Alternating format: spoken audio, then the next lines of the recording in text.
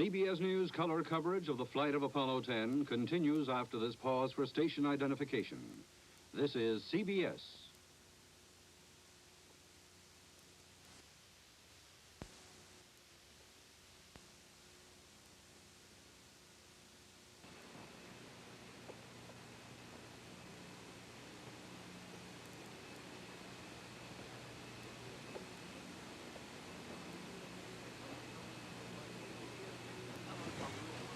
CBS News color coverage of the flight of Apollo 10 continues.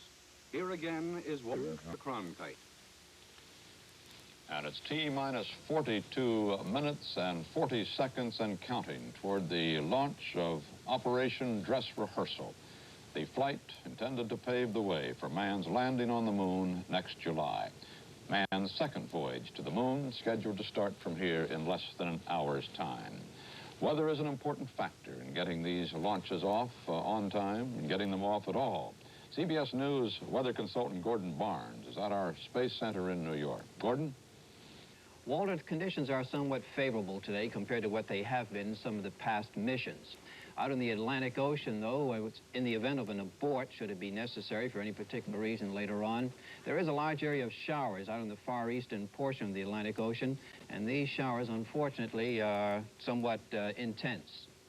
Winds in the showers themselves are, 30 to 40 miles per hour. There are also some rather high seas, but this is only in an emergency.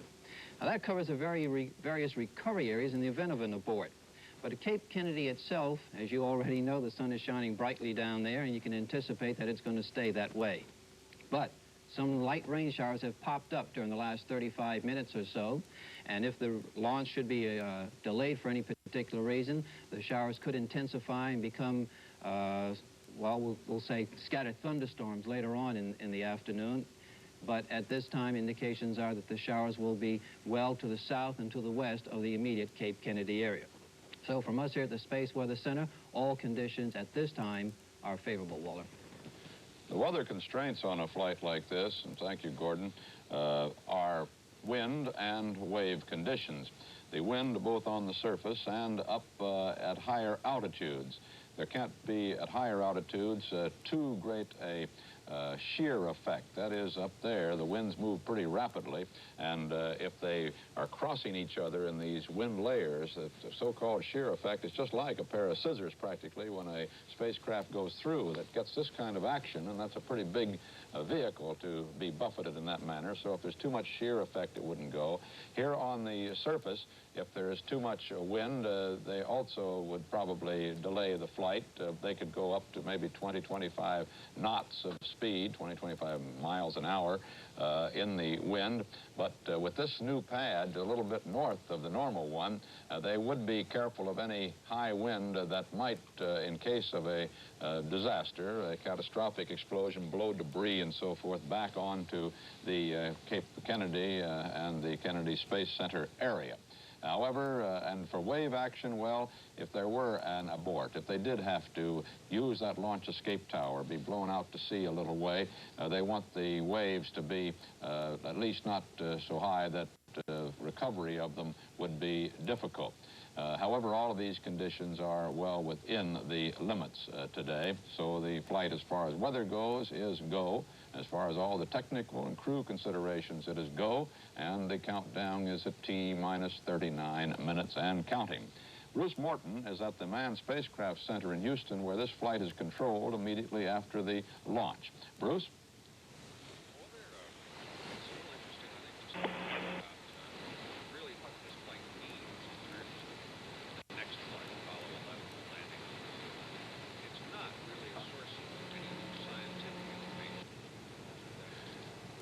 Bruce, we're having a little difficulty hearing you. There's something wrong with our audio circuit. You're looking fine on this Sunday morning in Houston. You're not sounding so good. So when we get that audio circuit working a little better, we'll come back to you in Houston. Bruce Morton, who will be standing by in Houston for this eight-day flight and giving us the full reports from down there as our continuous coverage goes on throughout the 8 days of the flight. And incidentally, you did see, and we haven't talked about from here, that television color camera aboard the command module. We will, if that camera works well, and we're expecting it to, it's been tested out in ground conditions. If it works as well as it has on the ground, we're going to get some lovely color pictures of the Earth as it recedes from the spacecraft. We'll have the first of those this afternoon, and then as it proceeds toward the moon, around the moon, on the way back to the Earth. 11 color transmissions are scheduled over the next 8 days. At liftoff time, we try to show you the widest view of the Saturn V as we see it from here. But we thought that you might like to see how a launch looks from those NASA cameras talked about a moment ago, all around the pad and on the launch tower, right at the moment of ignition and the launch. Let's take a look at some of these pictures.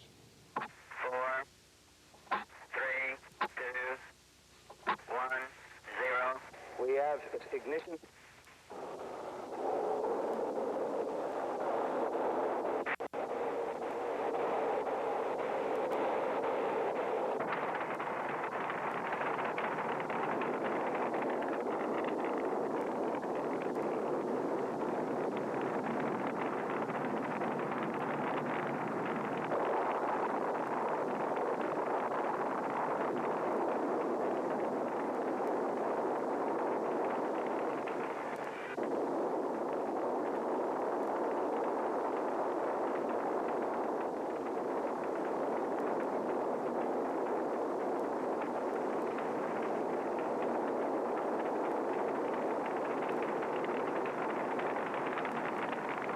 Incredible pictures.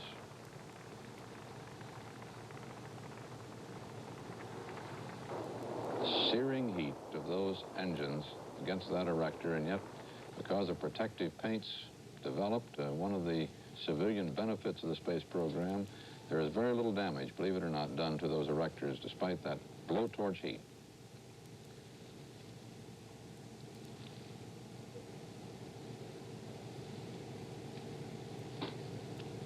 A picture from atmosphere of staging. That's the first stage being blown away as the second stage takes over. This picture from the second stage itself, looking back on the first stage dropping away. Aren't those some pictures? Quite remarkable pictures. Here at the Kennedy Space Center area, Cocoa Beach, Florida, there's great excitement about this flight, as you might well expect, and they're talking about perhaps 1 million visitors down here for the flight of Apollo 11 in July, that historic moment. So many people want to see the spacecraft take off for man's first landing on the moon. That's how many people they are expecting to camp on these beaches. They won't get as nearly as good a view of the launch as those who watch on television, but they'll at least been able to say that they have been there. Those who can say they've been there at Apollo 10 include the King and Queen of Belgium. They are here over in the Launch Control Center as special guests of another distinguished guest, Vice President Spiro Agnew. He is here. He is the chairman of the National Aeronautics and Space Council, and with him watching this flight is young Bill Anders, who was one of the 3 men who circled the moon in Apollo 8, you remember. He's a backup crew for Apollo 11, but after that he's going to become secretary of the National Aeronautics and Space Council and will leave the active space program for what he considers an even more important job for the future of our entire space effort. The countdown, T-minus 34 minutes and counting toward the launch of Apollo 10. You know, in the past Apollo flights, there's been a history of illness in flight that has given considerable concern to the space program. These 3 astronauts out there now in their command module on top of the Saturn rocket are said to be in perfect shape. But some precautions have been taken in this flight. David